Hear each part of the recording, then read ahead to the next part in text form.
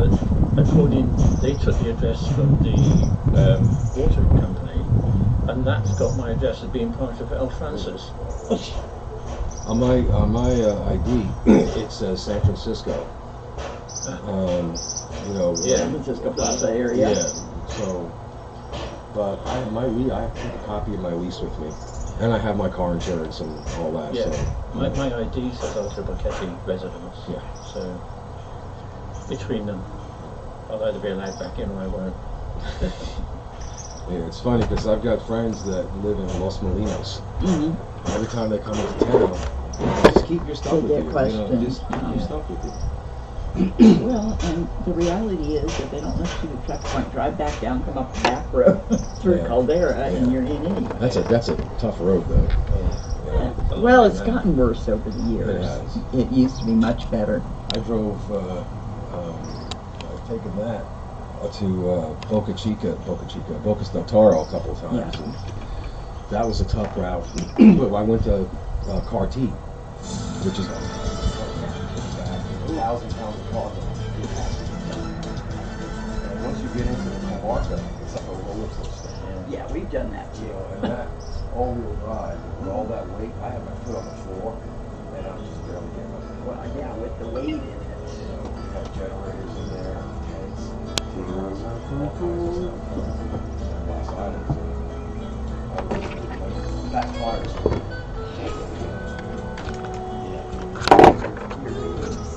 They're actually going to stay on the axle. Yeah. And sometimes you can come down the hill, when you come over the crest of the hill, the road is so hot you can't stop. I bottomed out like $1,000. Next time we're going to run for gas.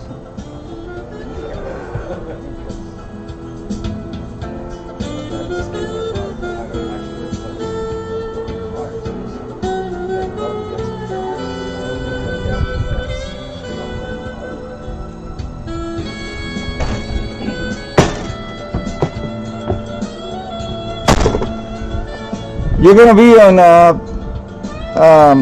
YouTube, and it's going to be recorded, so you can see it later or share it. Or On video too. yeah, we got the camera right here, and just go into Radio Chiriquí Boquete. Okay. Am I able to download that video and put it on my website? Yes, you can do everything. I was thinking just years ago, I tried to do a radio program from the BCP market, and who would sponsor vendors, and usually you have people who come and talk. I don't know, I think it's a possibility that to do a show on the Tuesday or Monday or any day of the week, so people know what's coming up, and probably one of the vendors want to come, and for probably $10 they can announce their goodies. Sure. Think about it, and it's promotion for the market. Absolutely, we would love that. So All we need now is the station. yeah, we're here to serve. We got 2 radio stations right here from the volcano, so Bocas del Toro and the whole province. Wow, that's So, great. and we're doing, promoting English and Spanish. Okay. Okay, aquí está yo le voy a decir. Yo le voy a mandar el link también de la transmisión online, que de repente eso puede. Bueno, si quieres hablar con ella. Yo tengo WhatsApp, yo se lo mando por Perfecto. WhatsApp. De todas maneras, este programa, España se queda aquí.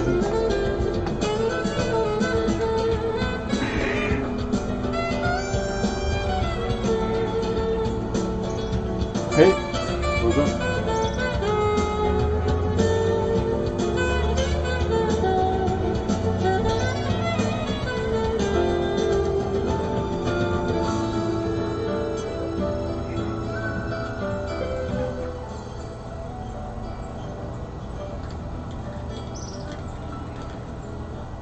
And good morning, everybody. Thank you for tuning in. This is Al Stefanelli, your host for Boquete Now, Talk Radio, Radio Cherokee 103.3 FM, sponsored by Big Daddy's Grill, Boulder 54 in the Tap Out Sport Zone. We have a fantastic show for you today. I have in the outdoor covered studio Sheila Strunk and Phil Bennett from the BCP Tuesday Market. We're going to give you a bunch of information on that. But before we do that, we need to go over, the latest from Mensa.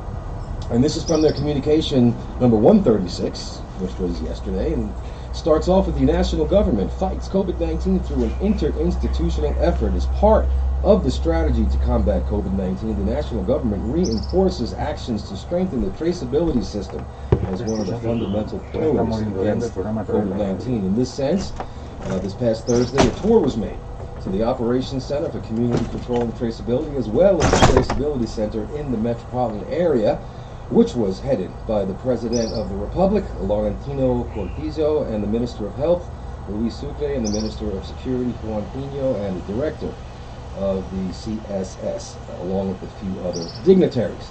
During the tour, the Minister of MINSA, Senor Sucre, explained how the operation with the other regions of the country is coordinated from that center.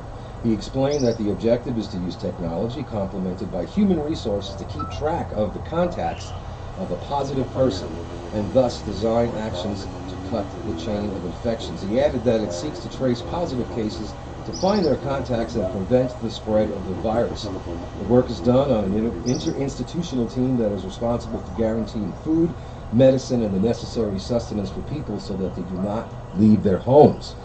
The traceability process starts from when the person is diagnosed positive after a test at MINSA or one of the CSS centers, and is followed as follows.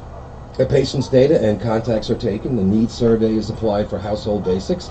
After a study, food bags and other requirements are sent to your home. The health team contacts the person by telephone to follow up and thus comply with the traceability to cut the transmission chain of these people. So far, there are operations centers in San Miguelito, Panama East, Panama West Metro, and the provinces of Colón, Chiriquí, Herrera, and Los Santos.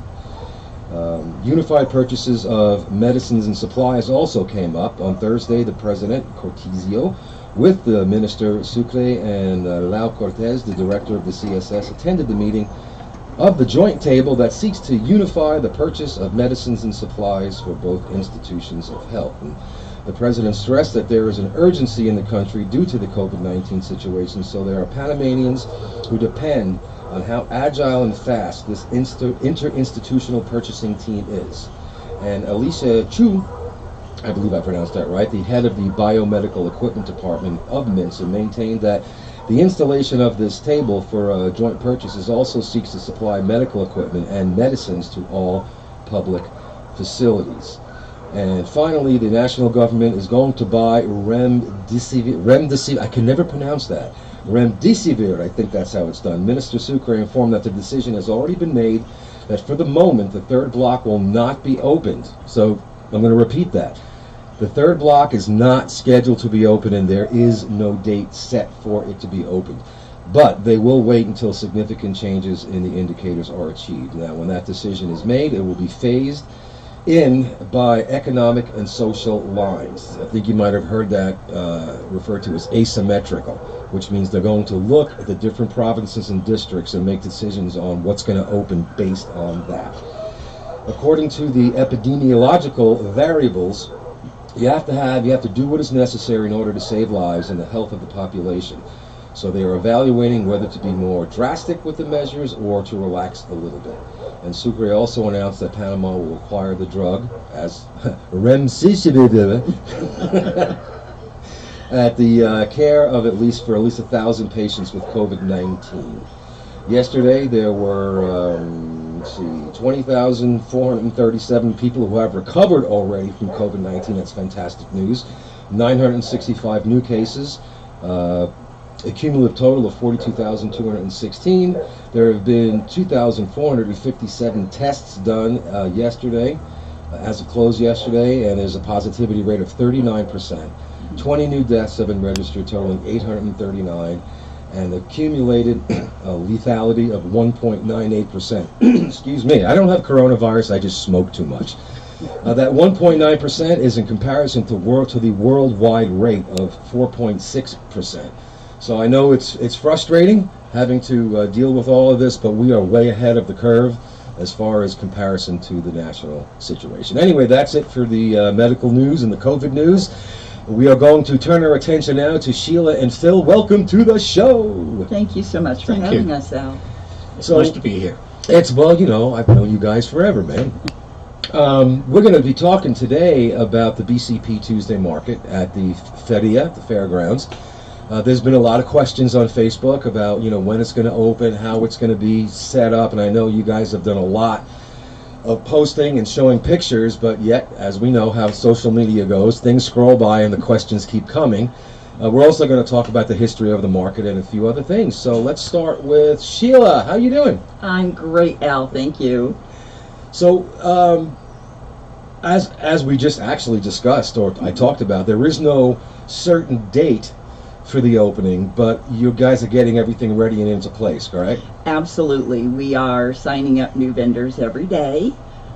We are working on laying out the space. The Feria is significantly larger than the spaces we've been in the past. It's about 12,000 square feet. Yeah. Great open, airy space, lots of windows, lots of lights. So there's a lot of opportunity to show some great merchandise there. We are working through the MNSA guidelines. They are quite specific. And we are working with our new market manager. We really haven't announced that yet, but You heard it here first. yeah, absolutely. Do we have an exclusive? You do, Ooh. sort of, Until we for an get home. hour. Okay. Pilar Esquivel, who has been our market manager for the last 3 years, has always had a great interest in children and education. And actually shortly before the pandemic hit, Pilar was offered a wonderful opportunity to partner with a gentleman who creates educational software. Wow. And we're obviously extremely sad that she won't be coming back with us when we can reopen the market, but we're thrilled for her. This is her passion, and we wish her absolutely nothing She's but great. the best. Pilar's fantastic. She was so much energy. She does, and we have, with Pilar's help, hired a new market manager. Her name is Anda Miranda. You heard it here first, guys. You did. You'll be hearing from Anna in the next few weeks as she joins with us to continue working toward getting the market reopened. But we are thrilled to have her, and as I said, we just continue to work with the MNSA guidelines, and we're going to be ready as soon as we can open When they let with it, the approval of the government. Now, I know, I don't know if it was you, Phil, or Sheila, mentioned something about, in the picture that's posted, there's no air circulation. Someone mentioned that they put fans in there. I think it was Phil. Yeah, let us know about that. Yeah, that picture I think was taken shortly after they refurbished the room, which I think was about a year or more ago. They put in a drop ceiling, they put in extra lighting, they retiled it and redecorated. But that picture was taken before they actually put in ceiling fans, and from memory I think there's 6 or 8 ceiling fans in there. Plus all the way down the one side nearer the river, the windows open, so there's plenty of ventilation circulation. opportunities there. So yeah, it's going to be airy, light, and of course all undercover, which is a big plus. No, we don't get any rain and wind here, though, so, you know, it should... No, not on No, Tuesdays. not at all, no. It's never windy on a Tuesday, which has been very good news. Yeah, and that, you know, if you haven't been, if you don't know what building they're talking about, if you've been to Oktoberfest, if you've been to the Flower Fair, if you've been to the Medical Fair, that's the building they're talking about. It's right on the corner, directly across from the entrance to where the BCP Theater is. And I guess parking will be addressed? Sure. We'll just put it out there. We all know that there is a new market that is being created in the space that we used to occupy. across the street. They do have a parking lot. We will have a lot of on-street parking. We are negotiating with a property owner to be able to open their lot for parking. Okay.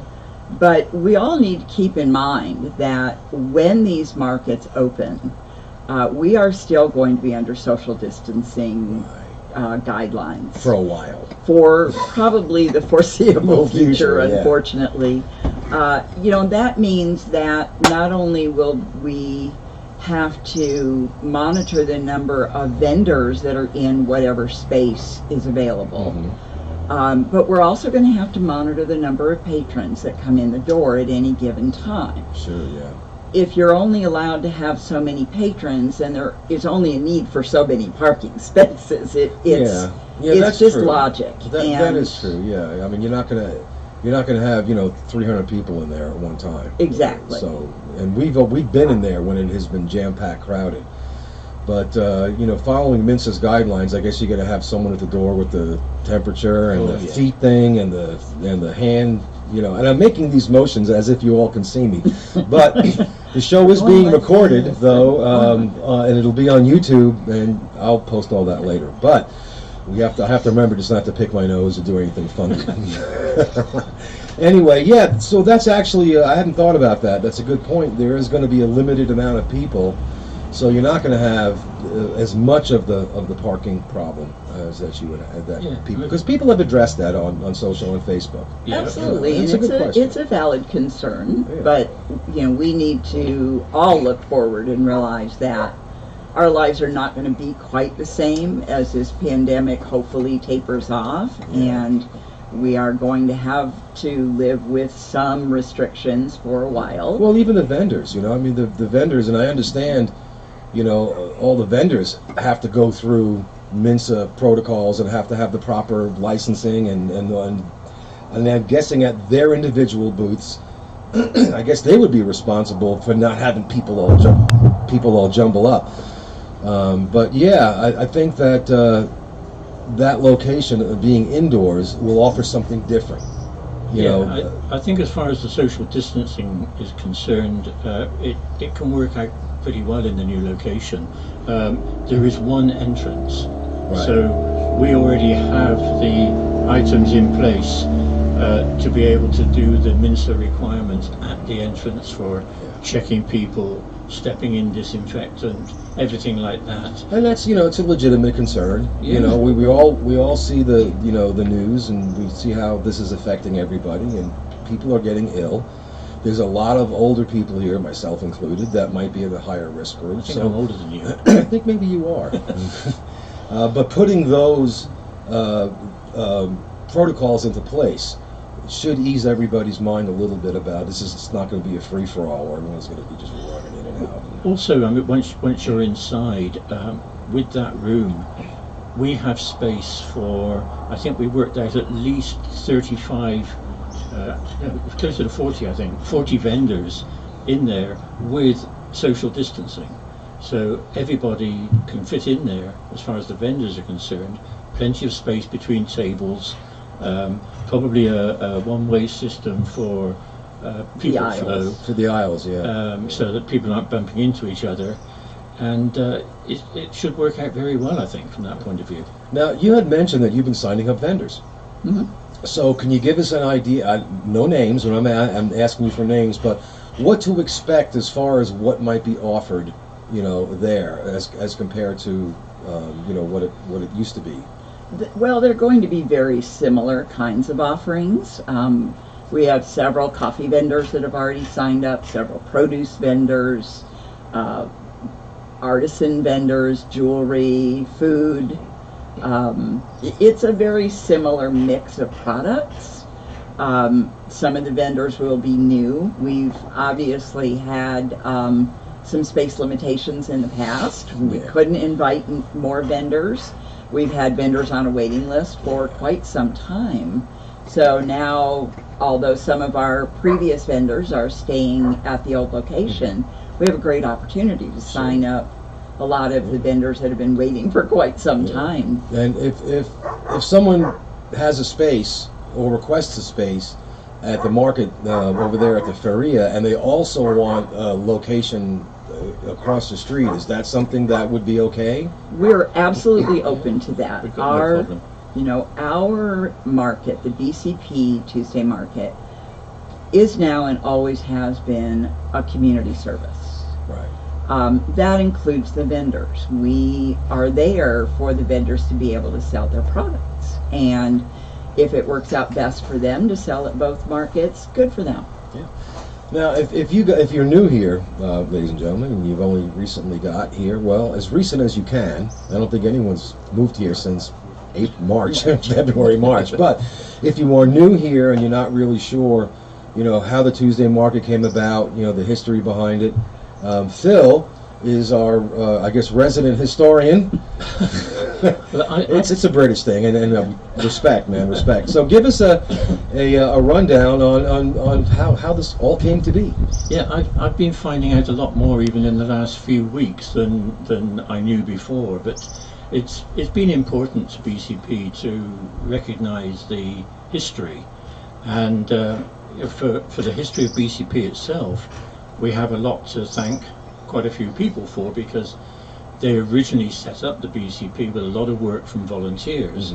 Dave and Erin Ross were possibly the main driving force behind that. Wonderful people. Yeah, although obviously there were a lot of other people involved. But the market came about originally because I think it was Diane Heidecker started doing talks at the Panamonti Hotel on a Tuesday morning. And a few people said, well, can we sell things there to the people that are coming in? So I said, well, why not? After a while, I'm not quite sure exactly when it happened, but it moved over to the Fundadores Hotel. It was there for a while. Then in 2009, it moved into the location by the riverside that we were in up until this year.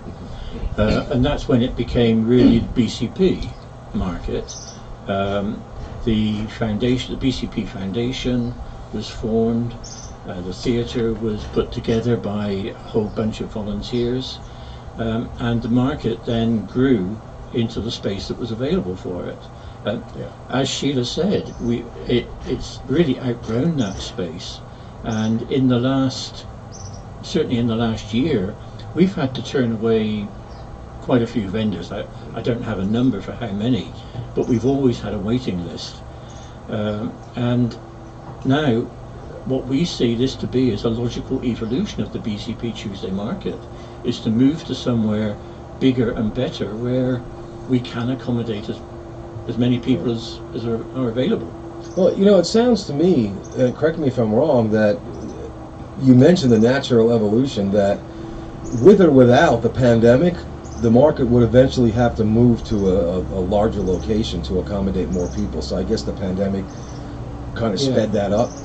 It did. It really prompted the action to take place.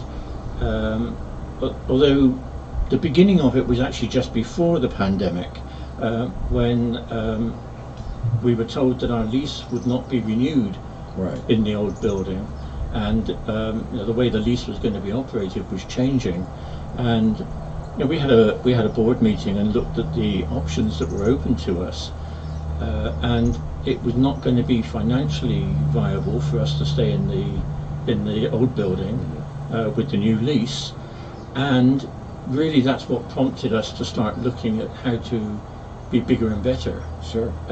And that was a long process because of the pandemic, because getting people together for meetings and everything a little problematic there. Was a little problematic, but eventually we got there, and now, as I say, we have this agreement with the Feria grounds, and it all looks good.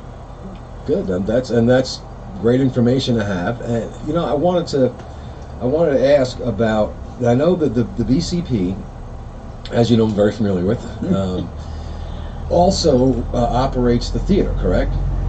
Yes. The Boquete Community Players, as it is. Now, I understand that aspect of the BCP is still going to remain in the theater at the old place. Is that correct? To an extent, yes. To an extent. The theatre now comes under the lease of Tap Out, Okay. but we have an arrangement with Tap Out where BCP Productions will continue in the theatre, and very generously Justin from Tap Out agreed that we could use the theatre free of charge for BCP Productions. Well, you know, it's nice to see that there's cooperation, you know, because you know how Facebook gets. Everyone's posting GIFs of people eating popcorn and thinking that there's going to be, but in reality, though, there's a symbiotic relationship there, to where everybody can get whatever they need and want done in an amicable way. We think so, yeah. Yeah. We certainly hope so. Yeah, well, you know, I know all you guys, you know, and you know, I don't see it being, you know, a giant row. As you know, as you mentioned, Al, Facebook tends to spread a lot of potentially negative disinformation, Yeah, misinformation, and we are very happy with the move. We're very happy to be able to continue to use the theater for BCP Productions, and we really appreciate that Justin gave us that opportunity. Yeah, and as you all know, they were on the show last week, and you know, this radio show is a public service, and it is very purposefully a positive-oriented show. You know, we don't do investigative journalism here. This is, you know, letting the community know what is available to them, what is good, what's positive, what's happening here, and you know, that's becoming increasingly hard to do in this situation of our pandemic. Is people's nerves are on edge, and there's a lot of opinions out there, and I respect everybody's opinion, but we don't do that here. And it's really good to hear that you've got this agreement with Justin, and you know, both markets are willing to have no restrictions on, hey, you could have a booth here, you can have a booth there. And I believe, Sheila, I think it was you who said there's plenty of room for everybody, and having a market day will just pretty much benefit everybody, you know. And I know that it's easier to access the fairgrounds, and I could tell you that from the point of having mobility issues. So you know, there's something for everybody, and I think that this is going to be a really, really good addition, you know, to our community. Market Day. Well, right? And you know, one of the things we haven't mentioned yet today, I'm not sure whether Dee and Justin did last week, but you know, there's a new artisan market that's opened up across the street from Tap Out. I did not know that. It's kind of right next to where Rico's Pizza Place is. Okay. Going toward the El Oasis, and so there's really a third market option that's available there. We don't really know much about their structure or their costs or how many vendors they've signed up, but it's going to be there. I think they were a bit unfortunate because they finished putting it all together right at the end of February. I know.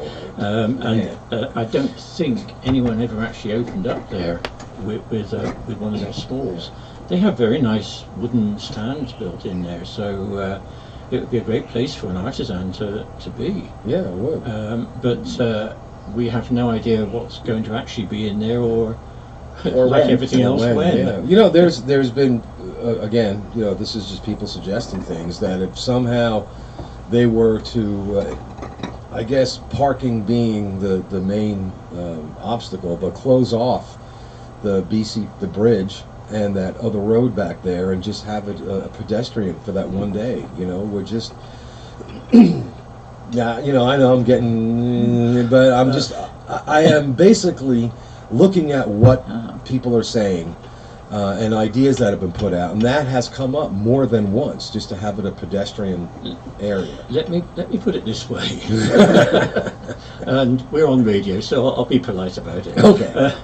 We have found in the past that when there have been major events happening in town, and the police have closed that bridge to road traffic, which has happened on a few occasions on a Tuesday, that very few people actually turn up to the market on those days because okay. they're used to being able to drive in. down, yeah. Okay, there are people with mobility issues who can't walk across the bridge, but I think they would make arrangements for that normally. But we have observed over the last few years that closing that bridge doesn't help. Well, there you go. The handful of you who have asked that question, there's your answer. It's logistically not optimal. You know, Now, for those of us that are over 60, I'll be generous.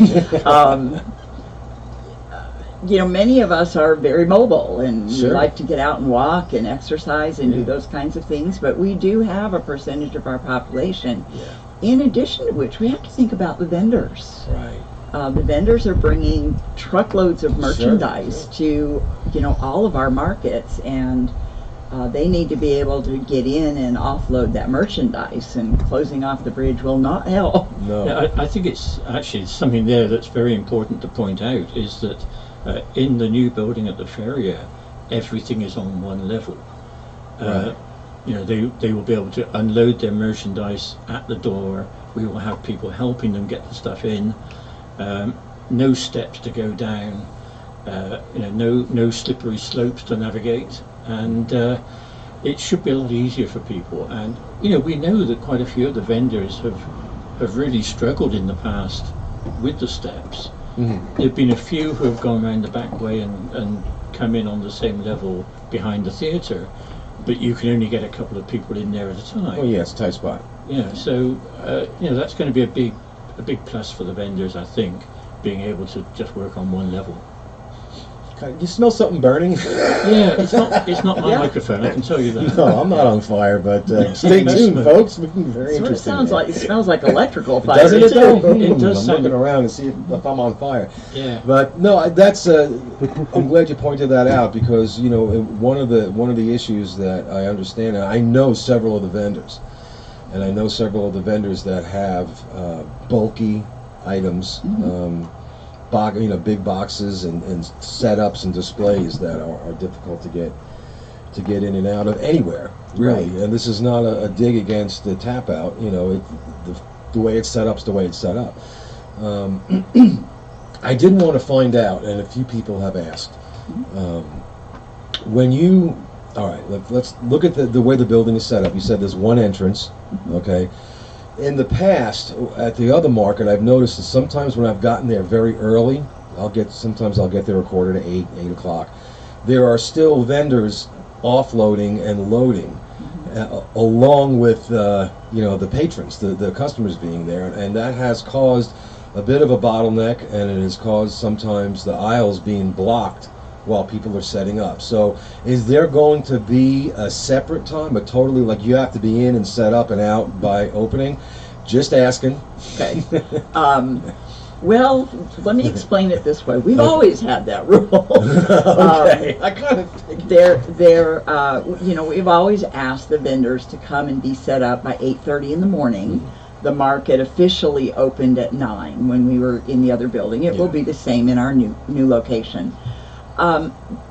There are always challenges. Sure. We have some vendors that come from Dolega or farther toward David. Volcanic. Volcan, yeah, I know a couple of them that come from. Traffic can be an issue. Some of our Panamanian, Venezuelan, Argentinian vendors don't have cars, Right. so they're hiring taxis, which don't always get there right on time. So yes, it's always been a little bit of a challenge to have everybody set up and ready to go, and to not have patrons coming in before 9 o'clock. Yeah. It's likely to continue that way, much as I'd like to say it would change. I don't think either market really is going to have a lot of control over. Well, yeah, I mean, Over that. you bring up, obvious taxis. I have called taxis in the past, and I've waited like we all do, and that's not necessarily because the taxi drivers are lazy. They have schedules, and Right. maybe they had to take someone further than they thought. So, yeah, okay. I just, that's again something else that people have asked and that I've noticed. We would have the option in the new building, obviously, to close the doors and not let patrons in before 9 o'clock, but we certainly don't want to discourage anybody. No, from it coming That would in, work out well. No, well, Um, finding a balance in anything is, Right. is important. So, we definitely understand that. And one thing that I don't know whether you know about, you have any input on this or not, but last week we were talking to, as you know, Justin and Dee, and there was a question as to whether the description of the market was going to allow it to open either later or earlier based on how the city market is classified. They've been open all along with grocery stores because they sell, right, the produce. and that came up last week, and I hadn't heard anything back yet, excuse me, on that. I don't know if you have, or what your input is on that, or is that something that is being considered? I think you perhaps hinted at that in the introduction to the program, where you were talking about the groups opening and maybe asymmetric opening. We are keeping in touch with Minsa about just what is possible, and if they decide that certain activities, like a market, an indoor market, can open, then we're ready for it. If they decide this week, maybe that's pushing it a bit. It's Friday, isn't it? Yeah. I actually haven't known which day it is this week. I never know. I nearly came yesterday. I asked my wife, what day is it? She said the 23rd. No, what day is it? But yeah, none of us actually know what's going to happen, but yes, it's possible, and we have everything in place where we would be able to open very quickly if we were given the agreement to do so. Now, is it the vendors, if they have their own equipment, their own tables and chairs, if they don't, is that something that is also going to be supplied like in the past? Yeah, we've always supplied tables to the majority of vendors. We still will. Some vendors have brought their own tables. That's fine, they can still do so. But we have tables to supply. Yeah. And going back to just a second ago, the only reason why I asked about that classification of what the market is under the Minsa rules, I've got some friends of mine out in Panama City before they rolled back their stuff, and they're in markets. There's these vendor markets everywhere, and the issue that they had faced was again, this is before they re-locked down Panama City and Panama West, was that the only vendors that they allowed in their market were the ones that sold food. The vendors that had jewelry and knickknacks and whatever weren't allowed in because they weren't categorized as being a food vendor. And I'm wondering, if a situation like that happens, obviously, we don't want to discourage non-food vendors, but would the market open up to take advantage of that with just the food for now and then adding the other vendors later? It's something that we absolutely would consider. It's very confusing, I think, for all of us to follow some of these regulations. I mean, I went down to City Mall earlier this week. Yeah. And certainly their first floor is primarily groceries, but all three floors are open, selling other things. Yeah. See, and that's so that's one of the things that's very confusing. That with our market, we may be able to open only with produce and food vendors, but City Mall can open and sell clothing and sporting goods. It's the same situation with the city market. Right. There's other vendors in there that don't sell food, and there are vendors that have food products along with other things. And I know we would all really love to have some very clear, precise instructions, but things are changing so rapidly. It's hard to keep up with, and we all are here in town. Everybody's looking, for things to kind of return to a sense of normality. But on the other hand, everyone's kind of worried now that we've got some new cases here. It's kind of a balancing act. But we're all looking for things to open, and we're all looking for ways to spend our money and to get out and socialize within the parameters. You can throw a handshake at somebody from across the room. And one of the staples that has been in town here is the market. and everyone's kind of anxious. You know, when is the market opening? And you should see my PMs. I get hundreds of them every day, and a lot of them revolve around when is this going to open? When is that going to open? And there's a significant number of them that are asking about the markets. And everyone's, you know, itching to get out there and do things. And I know it's frustrating. It's got to be frustrating for you guys having everything in place and being ready to go, and just having to sit and wait. Well, yeah, I promise we're as anxious as anybody else to get the market open again. It's certainly one of the services BCP has provided to this community for 14 years or more, and we're really anxious to get it started again. You've probably seen that we've tried to continue our mail service through this pandemic. Gringo Express. And the cast and crew of Blythe Spirit, which was just getting ready to open as the pandemic hit, are keeping up with their scripts and their lines, and they're very anxious to get the performance ready to go again as soon as we can. All of these things are just hanging in the air, and I think we were all really, really disappointed back in June when Phase 3 was scheduled to open, and then it got shut down again, and that certainly added to everybody's angst about getting back to normal life. MNCE's regulations are quite detailed.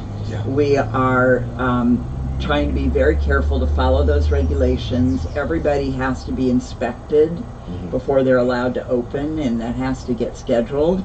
As you can imagine, there are not a huge number of MNCE inspectors in David and Boquete, so they're kind of busy. Timing is a bit of an issue.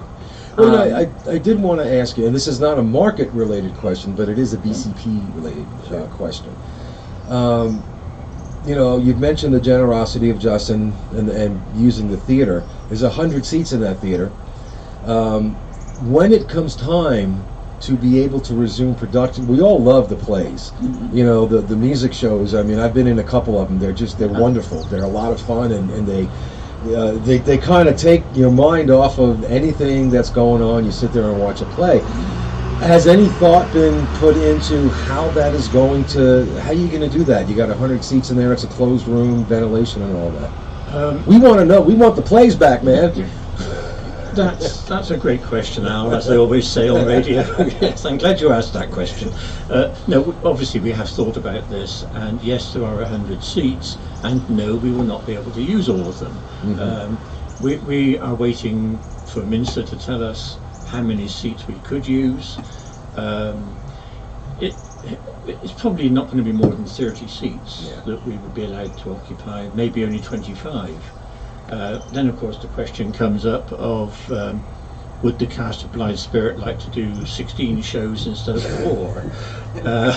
Would the people in the upcoming music show want to do that many shows? You know, I mean, you've been in the music shows. I think the answer is no. No, but 3 or 4 of them was enough. 3 or 4 is enough. Yeah, but whatever the rules are, we will obey them, obviously, and we will obey them rigorously. You know, there's no point in squeezing in 2 extra people and then it's not worth it. You're going to get closed down for the next 6 months. Well, and certainly with Blythe Spirit, we've already spent the money to build the set, and the theater's ready to go for Blythe Spirit, so we'll obviously be doing that in the theater. But there are other venues in this town that we may also consider. We're trying to think out of the box, be creative, look at what else we can do and where else we might be able to do it, so that we can fit more people in for one performance and not have to have 16 performances. I mean, the theater's it's great. I love that theater. You know, I mean, it's for me as one who has been involved in a couple of shows, it's got a certain charm to it. You know, the backstage area, we've had a lot of jokes back there and a lot of fun, and a lot of times the producer coming back and they're telling us to shut up because we're being too loud.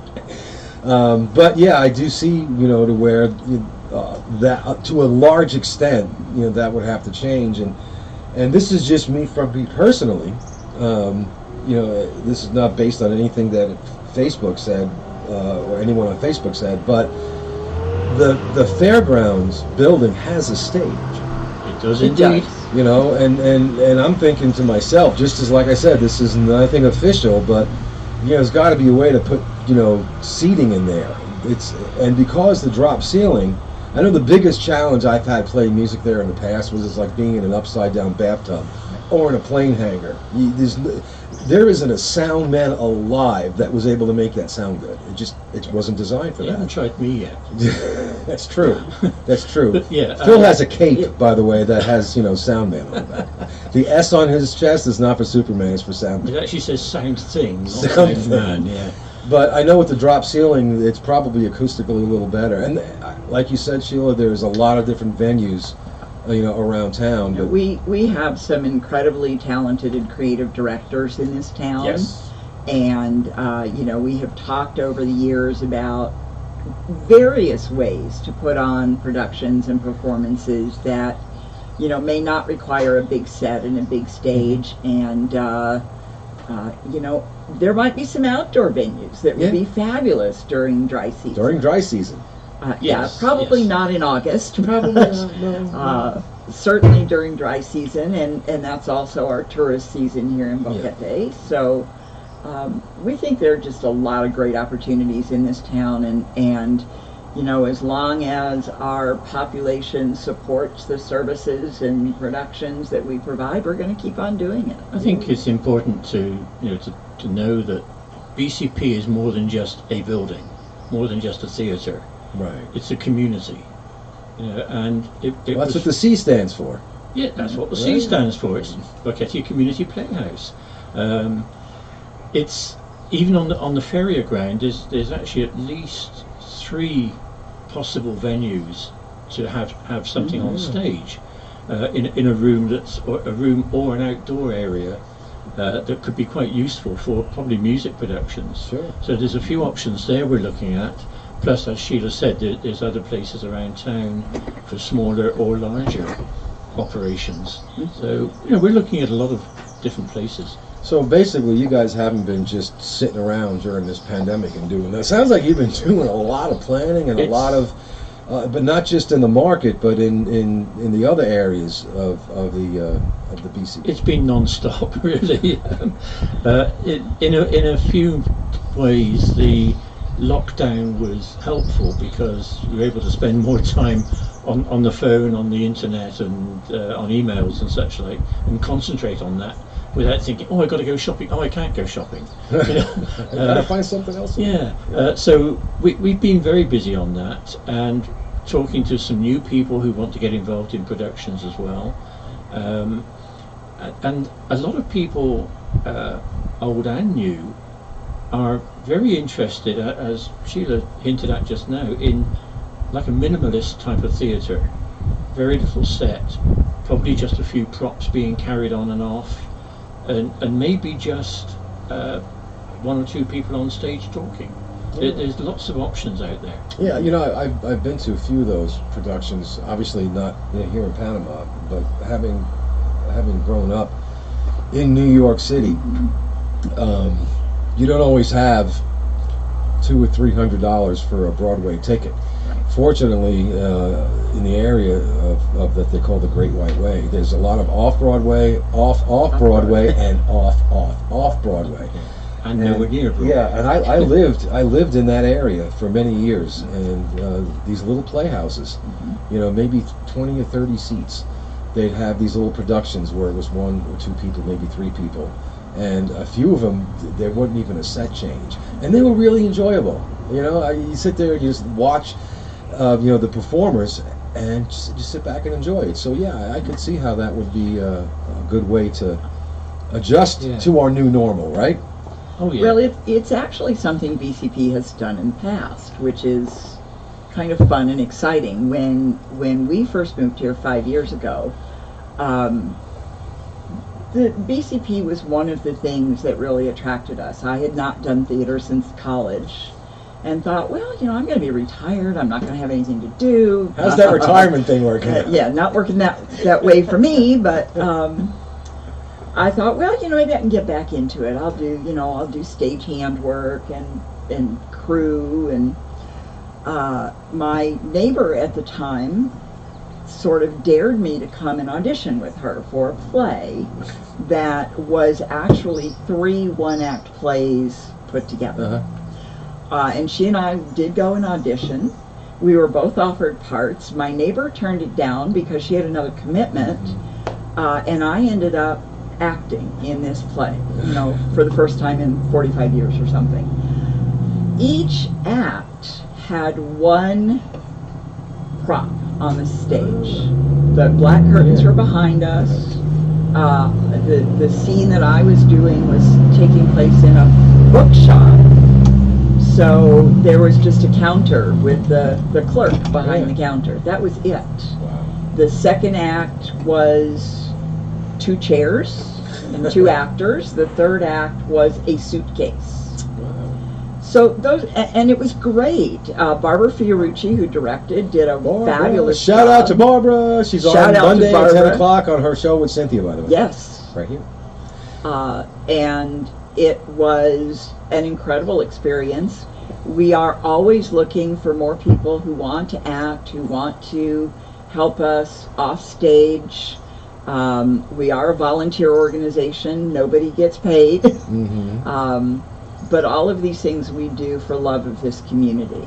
And we want to keep doing that. And this is what we call in radio a master segue. So you've been here for 5 years and you got involved with the theater because it appealed to you. At what point did you get involved with the market? That's the segue, everybody. Everything work, and you know I think that's the what really marks a success of anything is, does it work, and does it work seamlessly? And I know nothing is perfect. There's always going to be problems. There's always going to be late taxis, you know, vendors blocking the doorway, a speaker's not working, something happening, the mixer blows up, the lights don't work. There's always something. Even in radio, I've been in the middle of an interview with people and all of a sudden the power goes out. And 2 minutes later we're back on with the cell phone and WhatsApp and I'm passing it around. So there's always going to be problems, but you know, the work that goes on behind the scenes, especially with a farmer's market or a city or a market, to be able to just get there, park, walk in, you know, buy your things, have it a smooth process.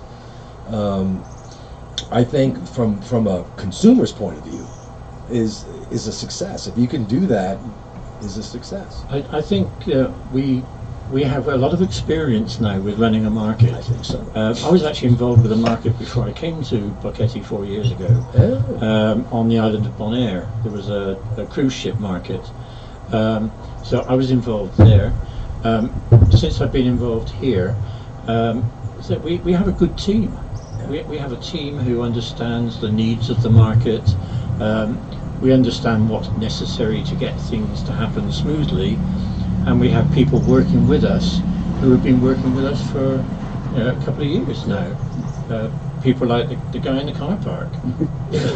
I'm telling you, that I don't know what's his name. Gerardo, you get props, because I would know. At 5 minutes later, I'd be like, you know what, park wherever you want. I'm going to go home. he's a good. Yeah. That's fantastic. Yeah, and you know, we're going to need a bigger team at the new place. I think with all the regulations, you need a bigger team anyway. Yeah.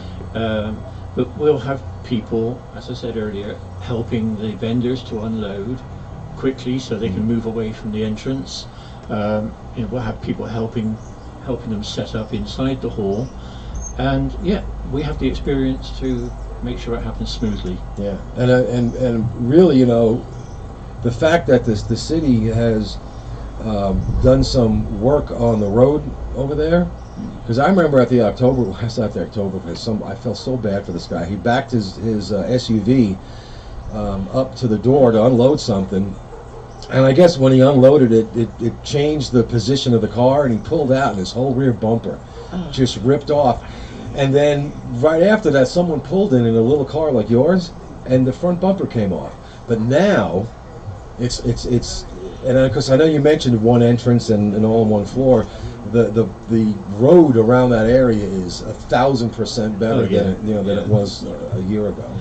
Yeah, they've definitely made huge improvements in the road and along the sides of the road. So it'll be very easy for people to get in and out, both vendors and our patrons.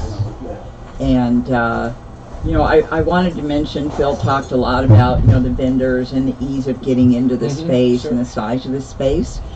But one of the joys of the BCP Tuesday Market has also been the socializing that goes on. And that's something that's very important to us, that people can come. I know, even though I'm out and about most days and in town and meeting people and doing volunteer work, we have a lot of friends and a lot of fellow Boqueteñans who stay home a lot more than I tend to.